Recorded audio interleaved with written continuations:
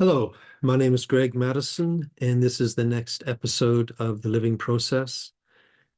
Today, my guest is Yehudit First. Yehudit is a focusing-oriented therapist and a focusing coordinator from Israel, and she worked as a body psychotherapist before integrating focusing into her client work. She works with individuals and with couples.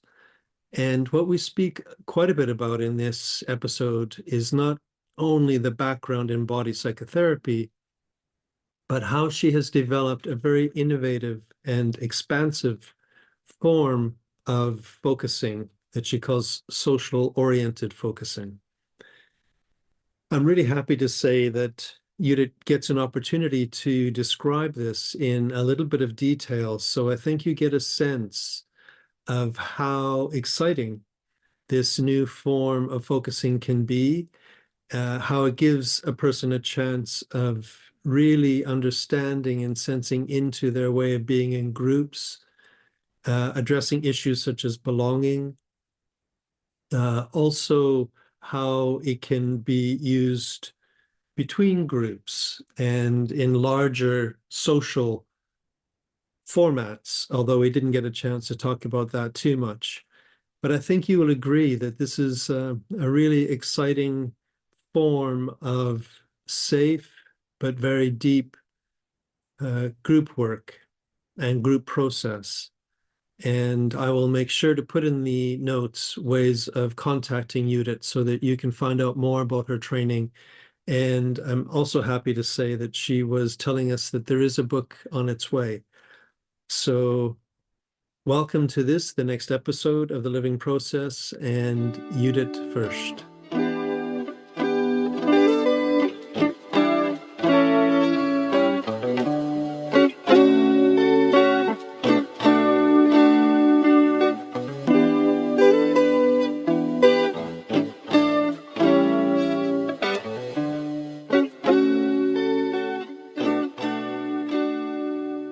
Hello, welcome, Yehudit. Hi, Greg. Hi, it's a real pleasure to speak with you. I've been looking forward to this. Um, the first time, and I think the only time I've ever met you in person, was at the conference in Greece, where by chance we both showed up with the same name for our workshops. Social, I think I called mine social focusing and yours was social oriented focusing. Yeah. Um, and I went to your workshop and I enjoyed it so much. It found it very moving and totally different topic to what I was covering under the same name. Mm. So I'm sure we'll spend some of today talking about your approach, because it sounds very interesting and I still only know a tiny bit about it. But maybe we could begin just by you saying something about how you got into focusing and the strange world of focusing oriented therapy. And where are you speaking to us from? I'm speaking from Israel. Yeah. Central of Israel. So Israel is very small. So, yeah. Okay, so that's important to know that that's where you are right now. So Yeah. how did you come into focusing? So, originally, I'm a body psychotherapist, and focusing is very close to body psychotherapy. When I first met focusing, I was amazed. It was like taking the essence of body psychotherapy and leaving all the unnecessary things aside. When I learned focusing, it was, if you go to a body psychotherapy session, it will take an hour. You might have a wonderful session and very meaningful and transforming, etc. But in focusing, 25 minutes with my partner will definitely give me a wonderful understanding about myself. I will feel differently in that topic I focused about, and something very meaningful will transform.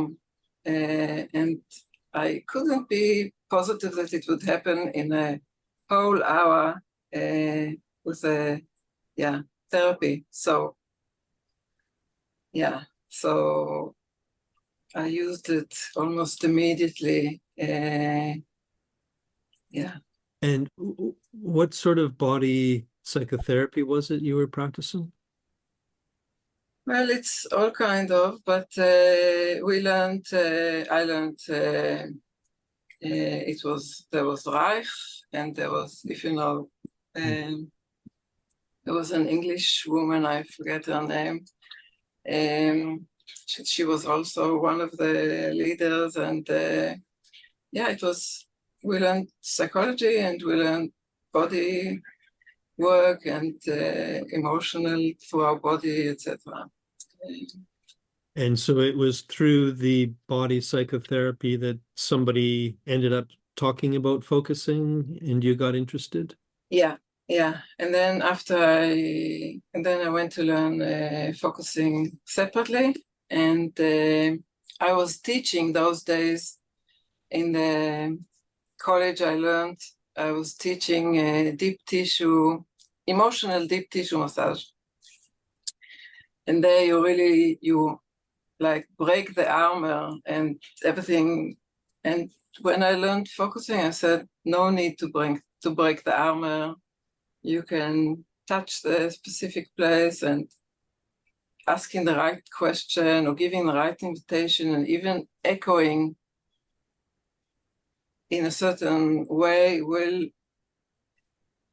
make whatever needs to happen. It was so I used it immediately. Yeah.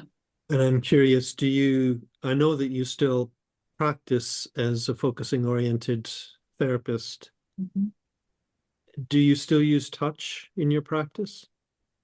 I even used to teach it until the COVID. Yeah, I even used to teach it. It's very powerful. It usually takes us to the very beginning of our lives where we weren't verbal yet. And it brings up very gently, like in focusing, very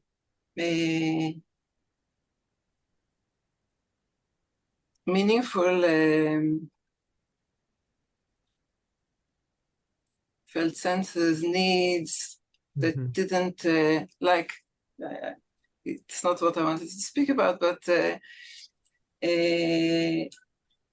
when I did already, I think 3 years focusing, this movement kept coming up with like a longing for something. Mm-hmm. And my therapist told me, imagine you're being held, imagine. It didn't help. In the end, and she was a body psychotherapist. In the end, I changed my body psychotherapist to another body psychotherapist that didn't work with focusing, but I continued working with focusing myself. And when this movement came up in this terrible longing, she just put one hand here and one hand here. And in few minutes, this place received from maybe when I was a baby, and my parents educated me to not to cry at night or something. These two places were held, and it was 2-3 minutes that this emotion just received what it needed, and this movement never came up again. And this terrible, painful longing didn't come up again. So it's really wonderful.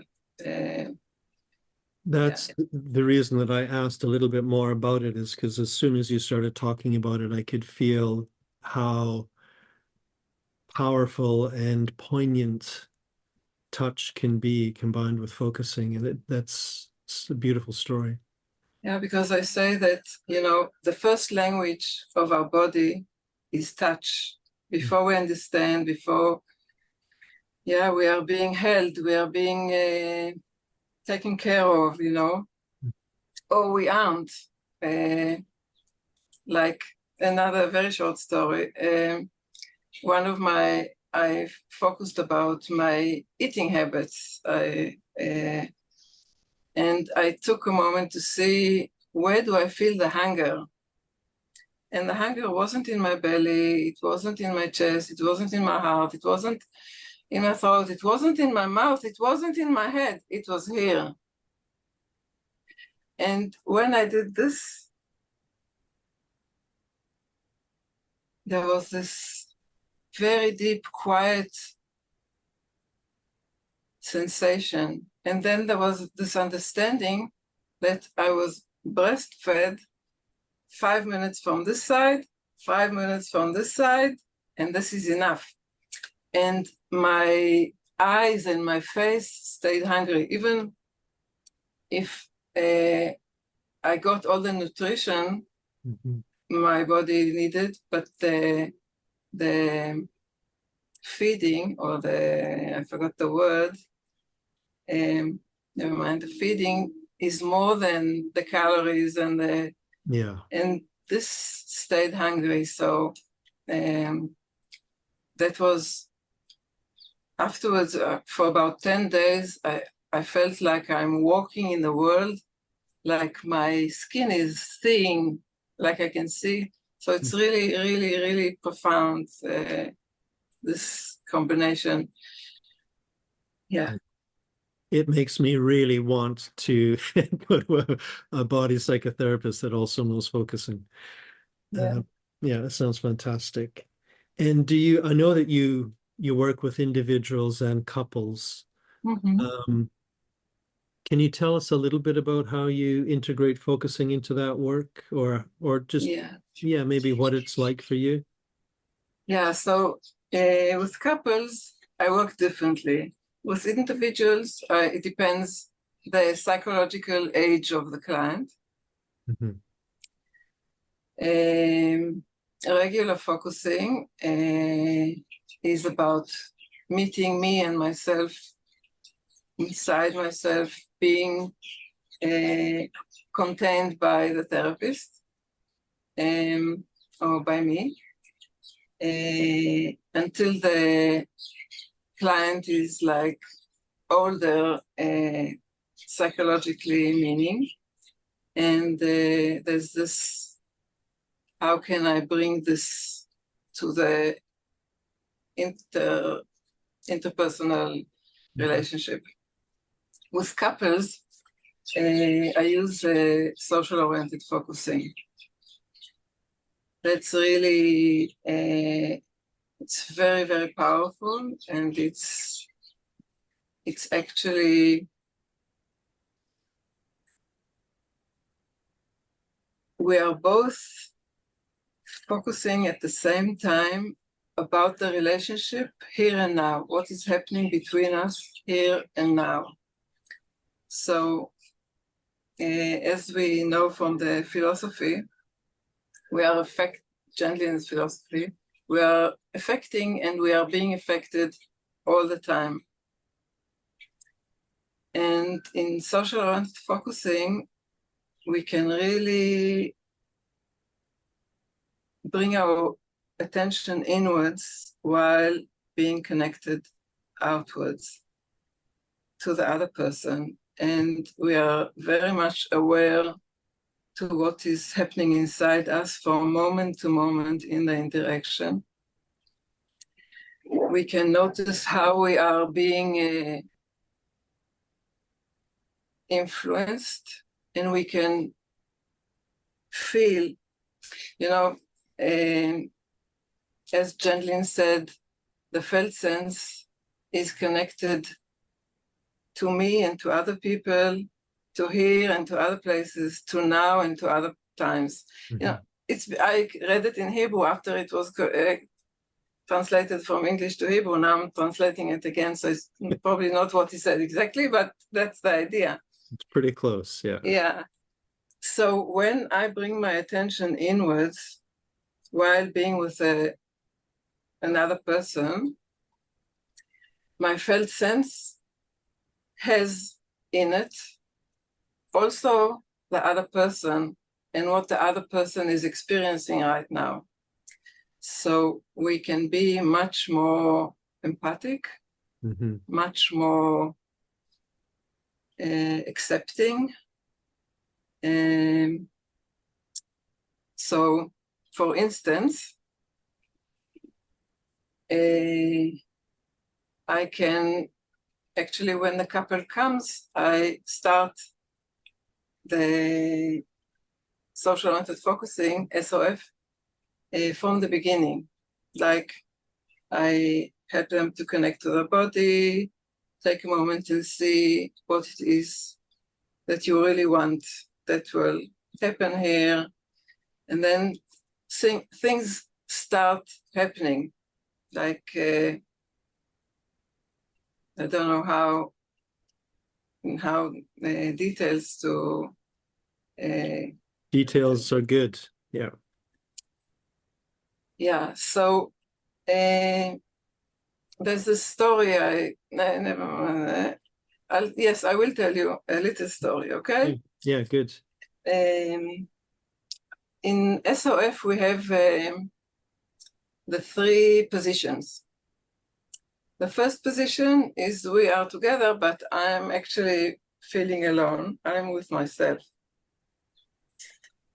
Usually it happens to us, but it doesn't have to happen to us. We learn it. The second position, I'm completely with you. I'm listening, I'm caring, and many times we leave ourselves to be with the other person. We are so involved in the other person, we don't listen to ourselves. And the third position is being both with myself and with you. So usually it happens to us. We are in situations where we are sucked into the situation and we lose ourselves. We are in interactions when we feel completely alone. And usually, as I said, it happens to us, but it doesn't have to be like that. We learn how to identify the sensation, the felt sense, and we learn how, okay, if I'm together and I'm feeling alone, it means I'm in the first position. I can decide whether I want to stay there or to move to the second or to the third positions, and I do it. The other person doesn't need to do anything. It's something that I do inside myself.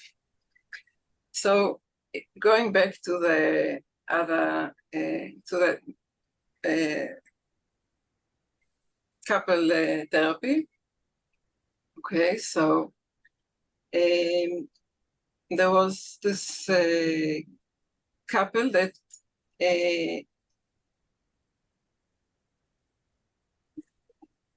actually, she was a client of mine, and we brought her husband for 3 sessions as a guest to work on her complaints. And so he was a visitor, and I say, when we have visitors, we behave like, nicely to our visitors. And so I asked them, what would you like to work about? And both said about our interaction or communication. I said, okay, so just take a moment and see how the word interaction or communication echoes inside. And he became all full of love and soft, and he had tears in his eyes, really. And she became very, you can see my body. And I stopped them and I said, what is happening right now? He says, I'm sorry about what I said. I don't want to, so he just from her body reaction, he already went into defense space, going back to the first position, doesn't want to, she was in the second position, but not in a positive way. She was very, she was like a bully. She wasn't, I don't have the right word, but aggressive. Aggressive. Yeah, she was very aggressive, and she didn't like him becoming all mushy, all emotional. And so I just stopped and I said, and what's happening to you? Yeah, he was already taking a step back, and she, because this is something that happens to them all the time. Now, I don't need to get into the story. In 2 minutes, you can see the whole dynamic and you can sense it, and you can, without getting stories and blaming each other and trying to dig where it began, in this here and now, our past lives in our present. So here and now, everything is, anyhow, we had a whole session. It was very powerful and changing. And then I said, okay. And SOF is very practical. I give homework. I call it SOF Tools for Life. Each session when we learn SOF, we really get a tool from what we learned today, and we play with it. The other person we are interacting with doesn't even have to know what it is we are doing inside ourselves, but it affects the whole interaction. Anyhow, so I said, so in this coming week, I want you, once you put the girls to bed at night, to make yourself a cup of tea or whatever, I don't remember exactly, and just take the time to be with each other and have this half an hour, this kind of conversation. As I said, the word conversation, I'm not sure it's the same, but the word I used in Hebrew, sicha, it's a conversation. They both became very tensed, yeah? Because, so I could see their bodies and I could feel the tension, and I asked, what's happening right now? So he said that every time they have a conversation, like she says, we need to talk, it means he's in a dog box, my mother used to say. And after each conversation, they wouldn't talk for 3 days, you know.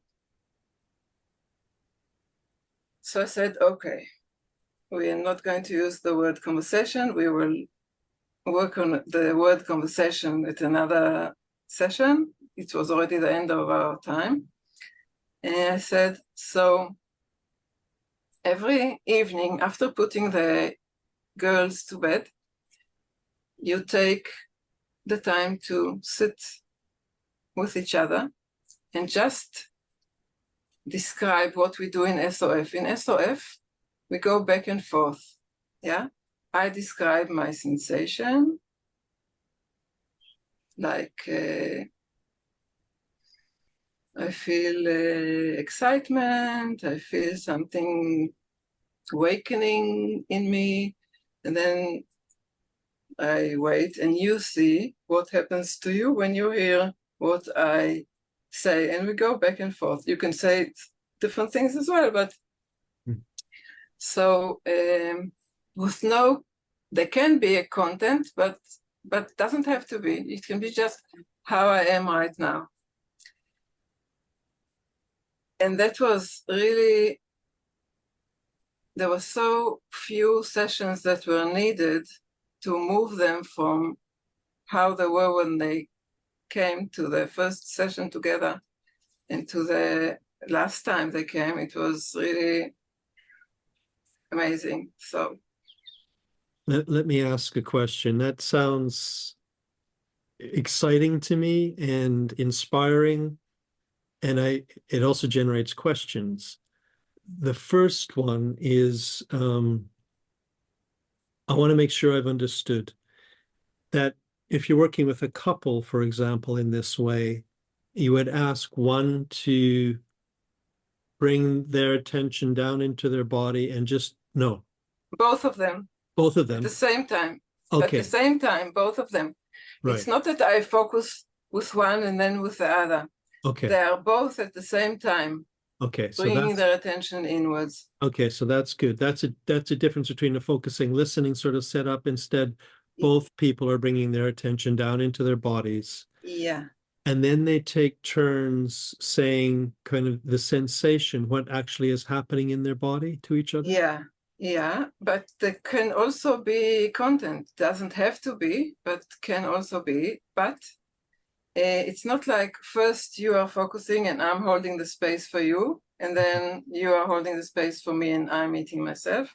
But I'm meeting myself and I'm meeting you at the same time. Yeah. So it's like we are meeting ourselves beyond our mechanism, our defense mechanism, beyond our defense mechanism, because that's what happens to us in focusing. We go and we meet ourselves beyond or under, behind our defense mechanism. And so this is a very sacred place, this inner place. So it must be dealt with in a very gentle way. Yeah. So, but there are I have many. In SOF we have 9, 8, and 16. 16. More than 32 different topics, sessions we do. I can give you another example. A couple that came that excuse me, but you wanted to ask a question. Well, no, you're answering it. I think just let me pick up with the correction that you made for me. Both people are focusing at the same time. Both of them have their awareness on themselves. Because as you said earlier, when you pay attention more deeply to yourself, you're paying attention to more than just yourself. If your eyes are open and you are looking at the other person, I mean, you can close your eyes for a moment. Yeah. But okay, it's like if the other person, say, is making me close, yeah, something is causing, or what the other person said causes me to take a step backwards in myself. So I say each moment that this happens is a gate. A gate we can go closer to ourselves and closer to the other, or a gate we can pass by and stay the same. And I feel that whenever we identify this kind of gate and we dare to stay present and go through it, we get to a new place. We become the more that we can be.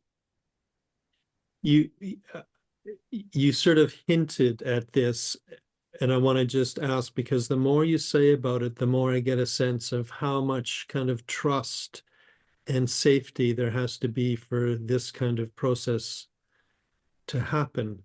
How do you help them feel safe enough with each other to go to such a deep place inside? I conduct it. I'm very much involved, like in giving invitations. And just a moment, what's happening right now? I also connect inwards because I can feel inside unspoken things that are happening. You know, my felt sense is part of this.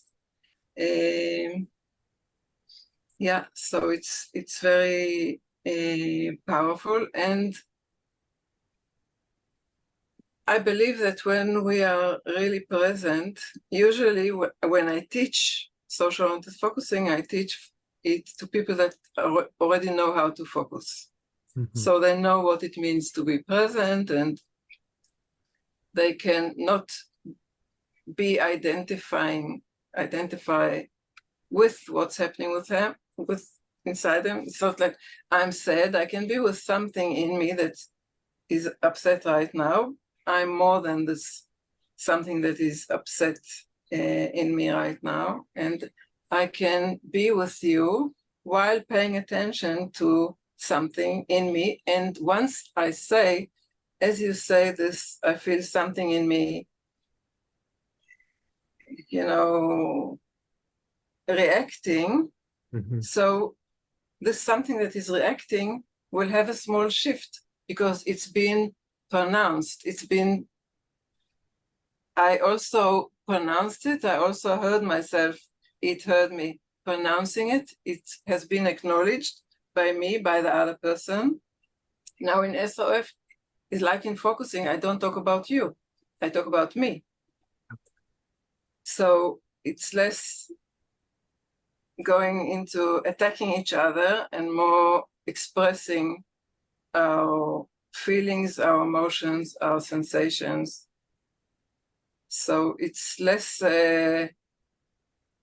it's a more safe place. And I say it's I don't know if it's a holy place, but, I say that when we go in there, we don't go with weapon, we don't go with boots, we don't go with, we take off our shoes, we go in, so that's.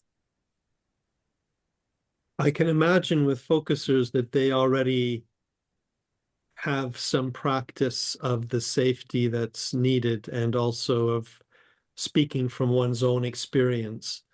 I'm thinking with a client that's maybe come to you that you maybe have to do quite a bit of intervening, because I could imagine somebody saying, you really hurt me when you said that, and it's all about what the other person has done wrong, and if only they would change, then everything would be okay in the relationship. Yeah, that's excellent, because in the COVID, I started giving lectures about SOF because I wanted SOF to get out there to the world. I didn't think about the world. I thought about taking SOF out of my clinic and out of my practicing room to work with Jews, Arabs, Christians. Israel is a very complex place, religious, non-religious, to take it to different communities. But I said to the world, and once I started giving the lectures, so I thought I have a lecture about criticism, and I say, because there's also a session in social focusing about criticism in relationship. Mm-hmm. And I say that, and it's interesting because in SOF we have an exercise. We are 3 people. One of us is the criticizer, one of us is being criticized, and one of us is just a witness. Now, we are not saying anything. I say, you are the criticizer, I'm the criticized, and you are just watching. By saying you are the criticizer, take a moment and see what starts happening inside.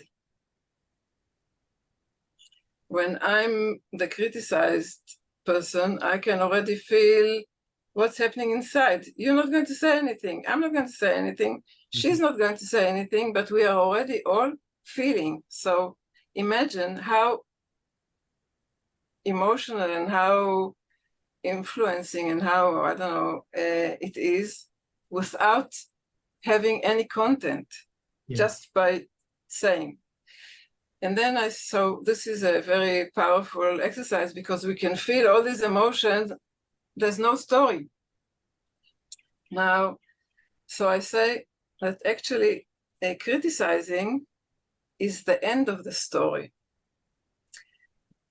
If I'd say the story from the beginning in an SOF way, I connect to myself and I say,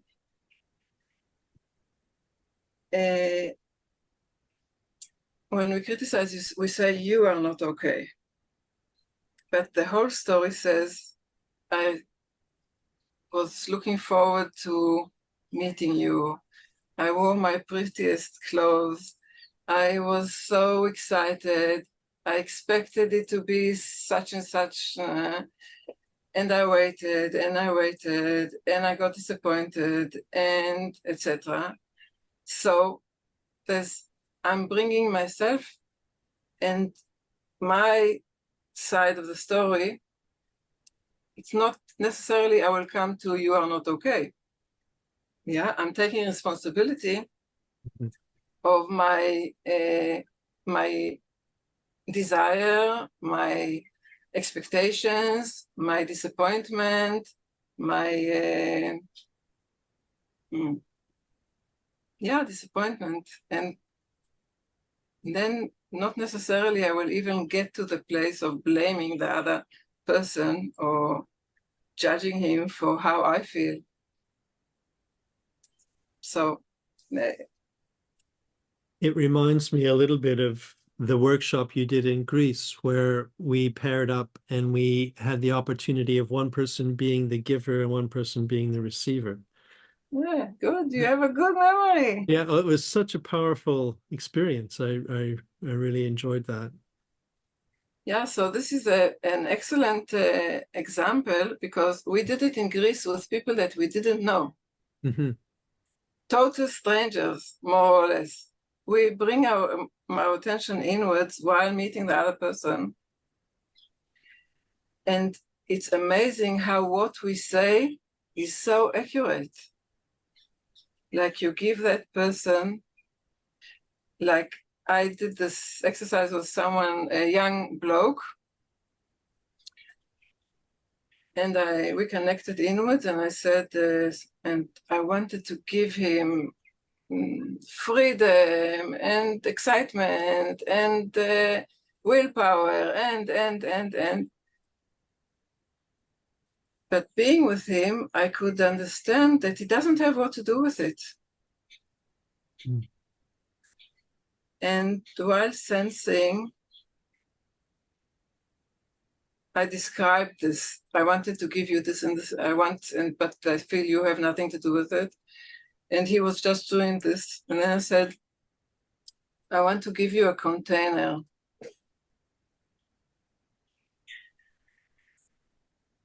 A container for yourself, for what you need.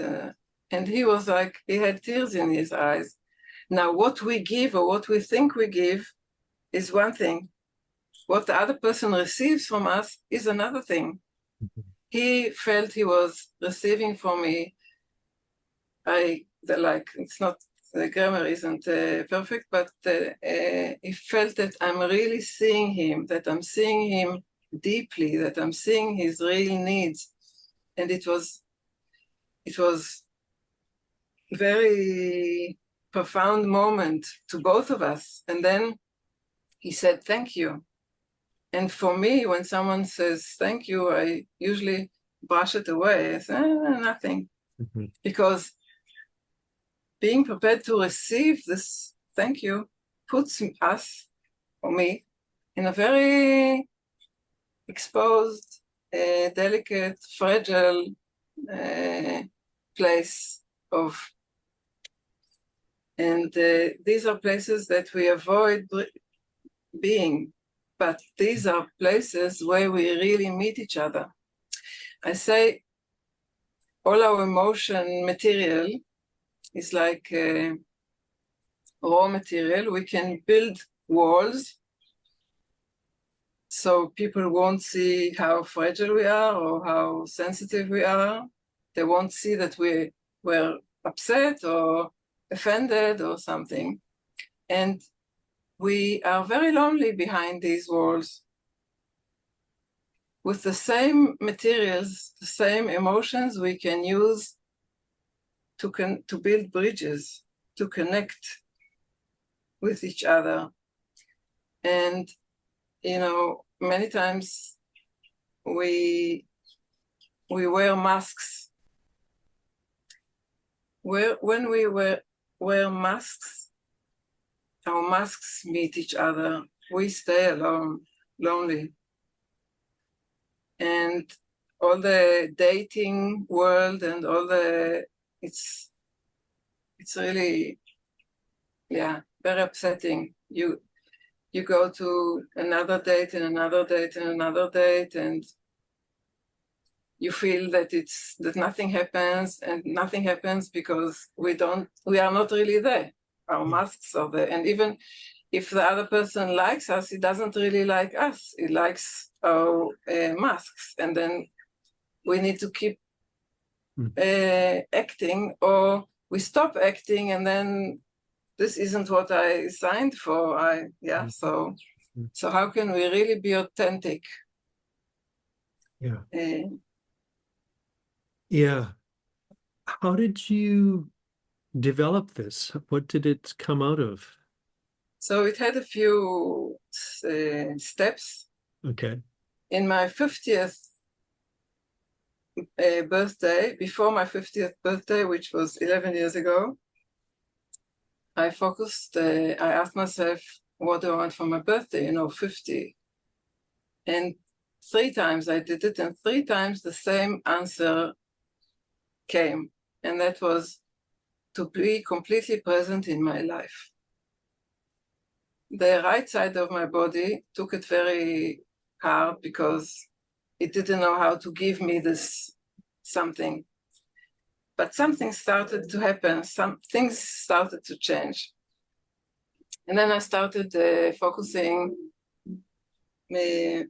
what prevents me from being present in front of passive people, in front of dominant people, in front of...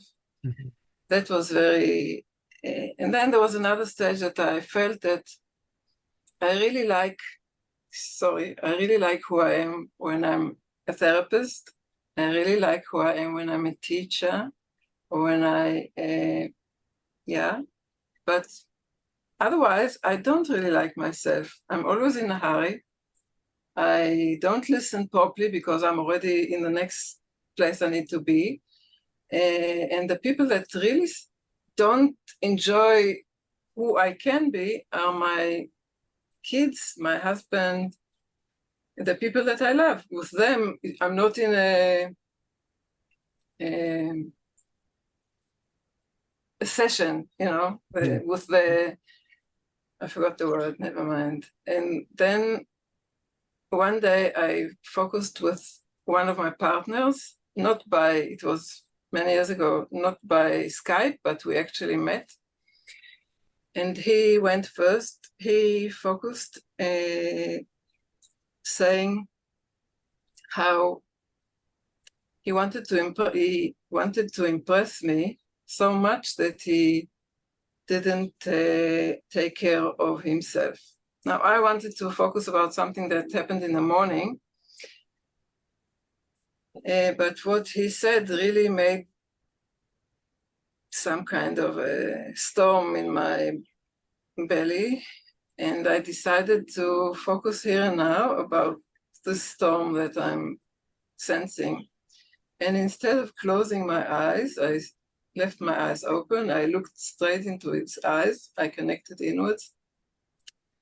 And I started describing what I'm feeling, what I'm sensing. And I really felt how, instead of doing this movement inside me, which usually I do when something isn't okay for me, I moved through this storm, and I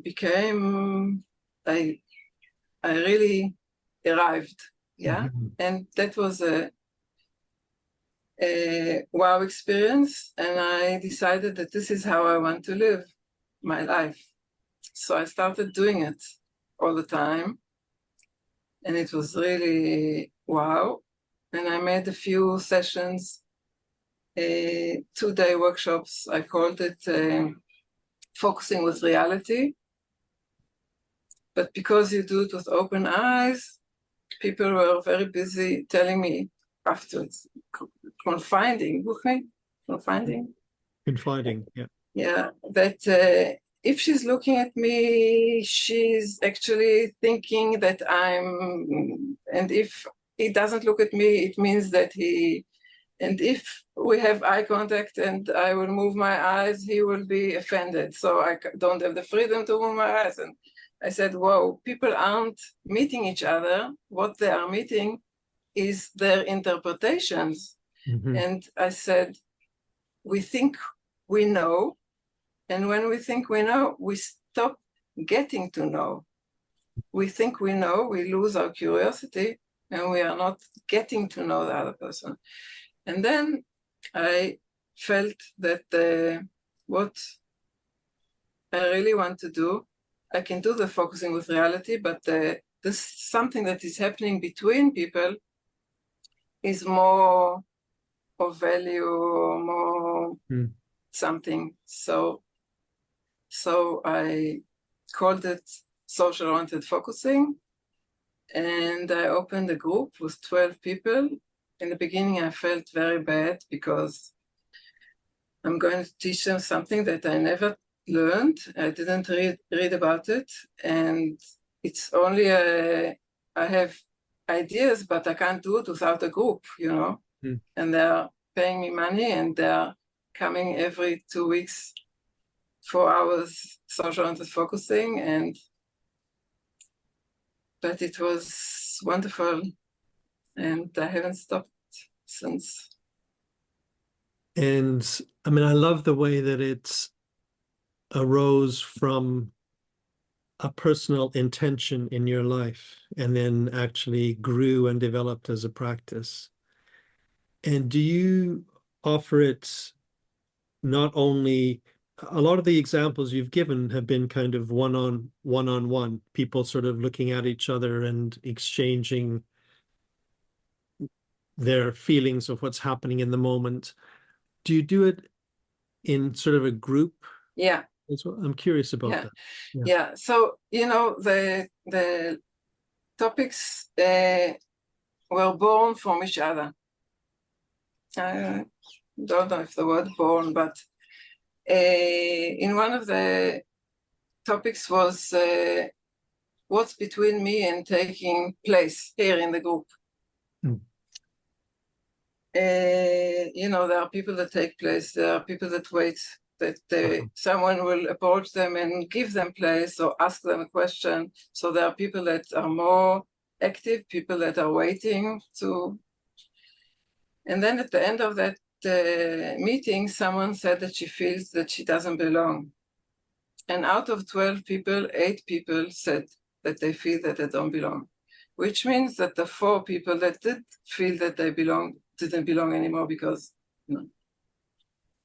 So 2 weeks later, I did, that was a topic that came up, you know, so we sat in the group, and the question was, what's between me and feeling I belong right now?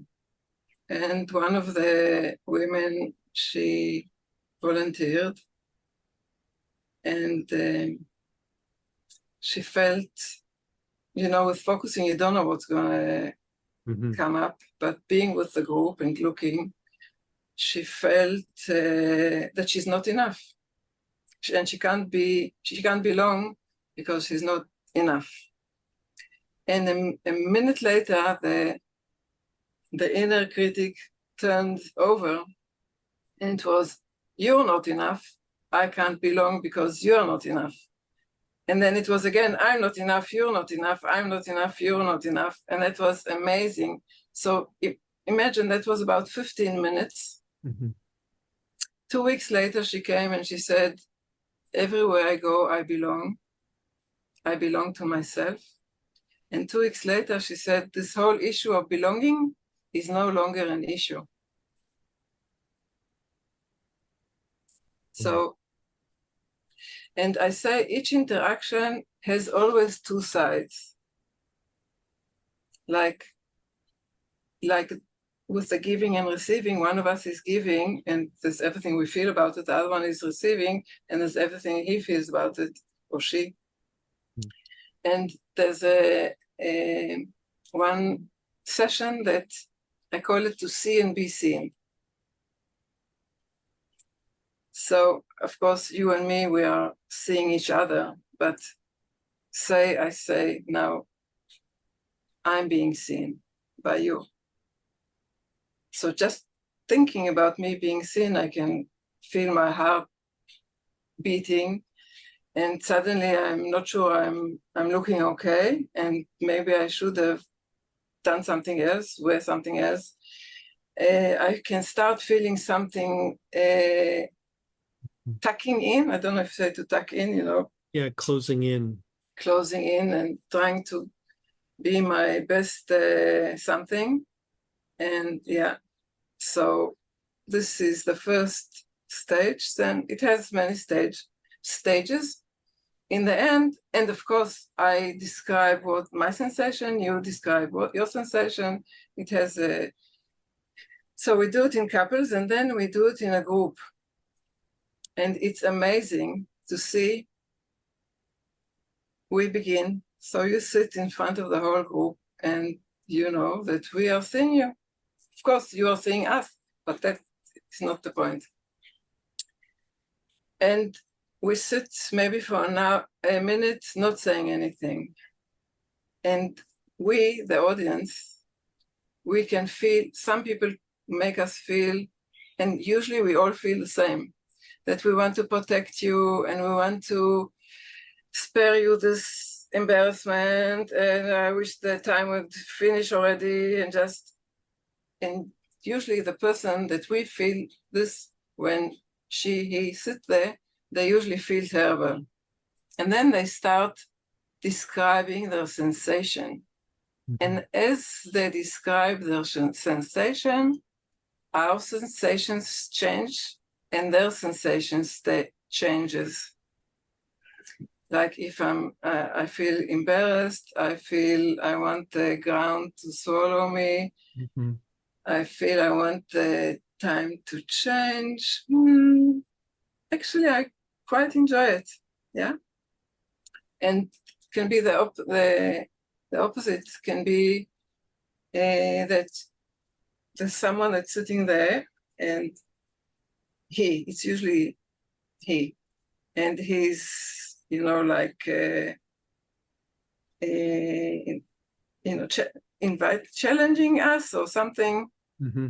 And it makes the group, most of us, feel aggressive. And then when he starts describing his sensation, this posture he is in changes, and the whole sensation we are feeling changes. It's amazing. It's really, so usually it happens to us, and even if the other person doesn't know what we are feeling or what we are thinking, it influences the other person. Yeah. Even if we think we know what the other person is thinking, we don't. But it influences the way we are sensing ourselves in this interaction. And it happens to us all the time. So I think, and a lot can be done there to give us more freedom to be ourselves authentically. Again, it sounds very exciting. One last question on this. It sounds like the focus is, in a sense, the focus is on the person's interaction with the group's interaction with the person, but that in the kind of exercise you were just describing, there's one person kind of taking a turn in the group. Is that right? Can be. There are many exercises, but okay. Like, for instance, when it's done by Zoom, it needs to be one, because two people can't talk together.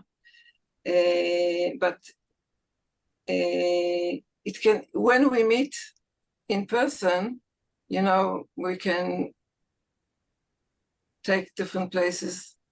Okay.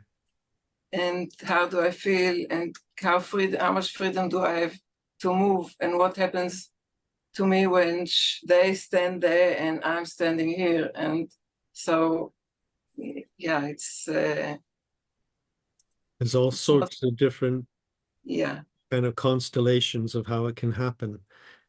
And would you work, or have you worked with, for example, kind of two groups that have a conflict or different points of view on something? Would that fit this model? Yeah, I didn't do it. I wanted to do it. That was my original intention. My original intention was in Israel doing right and left, Okay. and religious, non-religious, which is similar. But then somehow I started with international workshops, and I did less workshops in Israel during the COVID. Yeah, someone approached me from the States, asked if she can take part in one of the groups, even if she doesn't know Hebrew. So I said that I intend to open groups in English. I didn't really. She asked how many people do I need. I said between 8 and 15, and 3 days later, I had 19 people. So it just started. And of course, the States, Israel, and Australia can't be at the same time because of the time difference. So I started with 2 groups. And my English has improved immensely during the last 2 years. Yeah. So you, at the moment, you are doing online groups in English? Yeah. Okay, that's good to know. And have you written anything about this approach in English? Well, it's being written these days. It's being written. It's easier for me to write in English than in Hebrew because of all the classes I gave the past 2 years. You know, I need to give them written material, so I can't escape but writing it in English. In Hebrew, I could speak and not give them anything written, so there's more written in English than in Hebrew. And the book is being written these days. Fantastic. Thank you so much. I feel like I have a little bit better insight into this work, and it just makes me want to know more about it, definitely. But I'm just wondering at this point, is there anything else you would like to say? Anything you'd like to add? I don't know. I want to thank you very much for inviting me. And I enjoyed it very much. And thank you for all the questions to help me. Yeah. And if I think of something I want to add, I'll let you know. Okay. Thank you very much. Thank you. Bye.